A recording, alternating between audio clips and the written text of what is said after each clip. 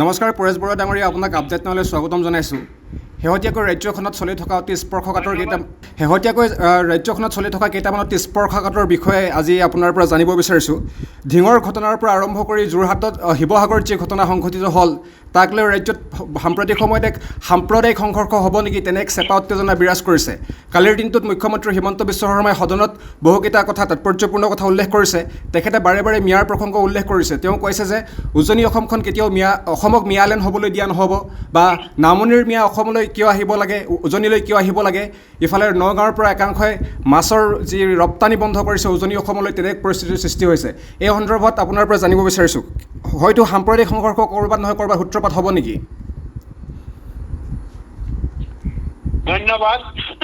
আপুনি যিকেইটা প্ৰশ্ন উত্থাপন কৰিছে এই প্ৰশ্নবিলাকৰ ওপৰতে মই উত্তৰ দিবলৈ বিচাৰিছোঁ। প্ৰথম কথাটো হৈছে আপুনি কালি মুখ্যমন্ত্ৰী গৰাকীয়ে আমালৈ এটা প্ৰশ্ন কৰিছে বা আমাক এটা আহ্বান দিছিলে। সেই আহ্বানটো হৈছে যে আমাৰ বোমাৰ কাৰণে যিটো টাটা কোম্পানীৰ লগত অসম চৰকাৰী ছেমি কণ্ডাক্টৰ প্ৰজেক্ট এইটো হয়তো টাটাই উইড্ৰ কৰি লৈ যাব বুলি তেনেকুৱা এটা কৈছে যে আলফা বোমা ফুটিলে এইটো টাটাই লৈ যাব পাৰে মানে খাটাংকৈ কৈছে।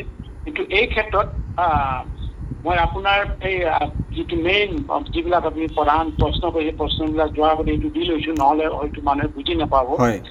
আৰু সেইকাৰণে মই কওঁ যে আমাৰ বোমৰ কাৰণে ভয় কৰি টাটাই অসমৰ পৰা আগতেও যোৱা নাছিলে, আজিও নাযায়। যিহেতুকে আগতে আমি যাবলৈ দিয়া নাছিলোঁ, তাৰ পৰিৱৰ্তে আমি তেখেতসকলক টাটা কোম্পানীক অসমত উদ্যোগ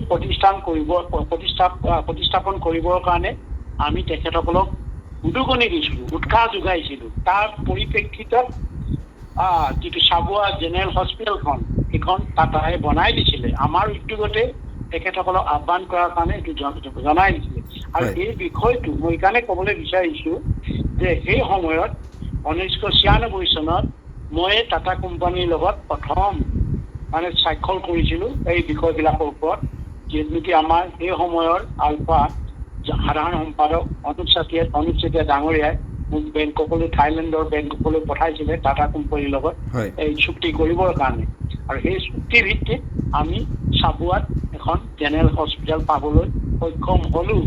ইয়াৰ উপৰিও আৰু এখন তেতিয়াই আমি পাব লগা আছিলে অসমত এখন কেঞ্চাৰ হস্পিটেল, যিটো নেকি ইয়াৰ বম্বে আইভি তাত স্থাপন কৰাৰ কথা আছিল। টাটাইও এগ্ৰী হৈছিলে, সন্মতি জনাইছিলে। পৰৱৰ্তী প্ৰফুল্ল মহন্ত ডাঙৰীয়াই বা আমি যেতিয়া গুপ্তঘাতকৰ সময়ত আমি তেতিয়া সেইটো আমাৰ কাৰণে এইটো এটা বাতাবৰণ ঠিক নথকাৰ কাৰণে অসম চৰকাৰখন তেতিয়া AGP চলাইছিলে। AGP মুখ্যমন্ত্ৰী আছিলে প্ৰফুল্ল মহন্ত।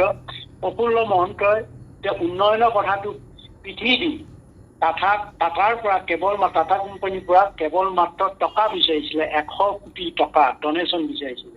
এতিয়া টাটা কোম্পানীৰ পৰা ৰিপ্লাই আহিলে যে আমি টকা ডনেশ্যন দিব নোৱাৰোঁ, জনহিতকৰ কামৰ কাৰণে আমি ফাণ্ড দিব পাৰোঁ। ফাণ্ড আমি নিজে উদ্যোগ লৈ বনাই দিম।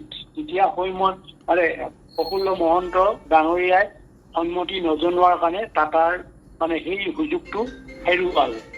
কিন্তু আমিয়ে প্ৰথম উদ্যোগ আনিছিলোঁ আৰু টাটাক এই ধৰণৰ পদক্ষেপ ল'বলৈ কৈছিলোঁ আৰু তেতিয়াই প্ৰথম আৰম্ভ কৰিছিল। আজি যিটো মুখ্যমন্ত্ৰীগৰাকীয়ে কৈছে আমাৰ কাৰণে, আমাৰ বোমাৰ কাৰণে টাটা কোম্পানী ইয়াৰ পৰা ছেমি কণ্ডাক্টৰ যিটো প্ৰজেক্ট এইটো হয়তো নাহিব, হয়তো বুলি কোৱা নাই, কৈছে নাহিব বুলিয়ে কৈছে।